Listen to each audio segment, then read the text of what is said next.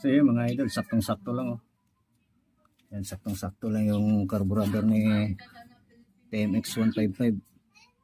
Yan ay kabit na natin. Natornilyuhan ko na rin. Yan, sakto lang. Yan oh. Saktong-sakto lang kay Biperman, 150. Tapos pakita na sa ilalim. Kita ba? Yung pinakaano niya.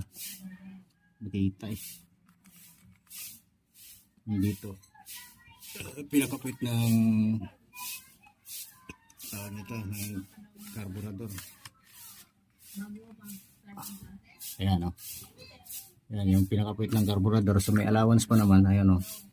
So sakto lang. Pang TMX 155 na carburetor. Sakto kay Biperman.